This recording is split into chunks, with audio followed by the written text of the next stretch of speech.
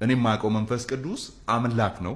እኔ ማቀው መንፈስ ቅዱስ ነገሮችን ገኖ ማሳየት ወይም አግንኖ ማሳየት የሚችል አምላክ ነው። ስለዚህ የሆነ ሰፈር የምናየውን የሆነ ልምምድ እና የሆነ መንፈሳዊ ጤና ቢስ ሲሆኑ ማለት ነው መንፈሳዊ ልምምዶች ውስጥ የምናያቸውን አይነት ነገሮችን እዚህ አይተን ያንን መንፈስ ቅዱስ ነው ማለት ለኔ ስድብ ነው። የኔ ጌታ ከዛ በላይ ይሰራል። ኦኬ አሁን ላይ ግን እየተደረጉ ያሉት ብዙዎቹ ማጭበርበር የሆኑ አካሄዶች ናቸው ነው።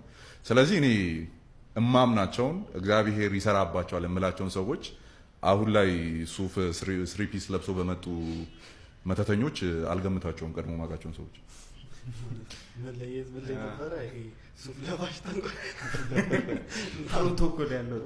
ያለው አይ ግን አሁን አንተ እንግዲህ በደንብ እንትኖችን ሐሰተኛ ነቢያት ሐዋርያት ነን የሚሉትን ትቃወማለህ። ከነቢያትና ከሐዋርያት አንጻር አማን የሉም ብሎ ያምናል ተብሎ ያው አማን የሉም ከነጭራሹ የሉም ነው ወይስ አሁን መቃወሙ ብቻ አይደል? አማናውን ሐሰተኛ ምንድነው? በጣም የለም ትክክለኛም አለ አይልም የሉም ነው የሚለው። አይ በነገራችን ሚስኮንሰፕሽን አለ፣ በጣም ሚስኮንሰፕሽን አለ።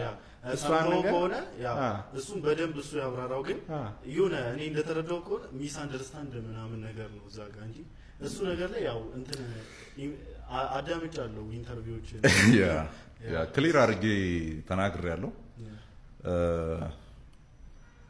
እኔ ሐዋርያት አሉ ብዬ አላምንም። ብዙ ጊዜ ተናግሬ ስለማውቅ አሉ ብዬ አላምንም። ነውርም ጭምር ነው ብዬ ነው ማምነው። በዚህ ሰዓት አሉ ብሎ ማመን ነውርም ጭምር ነው። 12ቱን በጠራንበትና እነሱ ለሐዋርያነት መስፈርት ያሟሉትን በዚህ ሰዓት ማሟላት የማይችሉ አንዳንዶች ዶክተር ደረጀ ከበደ እንዳለው ጸጉራቸውን ተቆርጦ እስር ቤት መግባት ያለባቸው ሰዎች ሁሉ አፖስትል ተብለው አልቀበላቸውም። ቶታሊ አልቀበላቸውም። ሪዝኔ ደግሞ ቴዎሎጂካል የሆነ ሪዝን ነው እንጂ አፖስትል እያሳዩ አልገረፉኝም። እኔ እንግዲህ ቴዎሎጂካል ነው ሪዝኑ፣ ፒውር ቴዎሎጂካል ሪዝን ነው።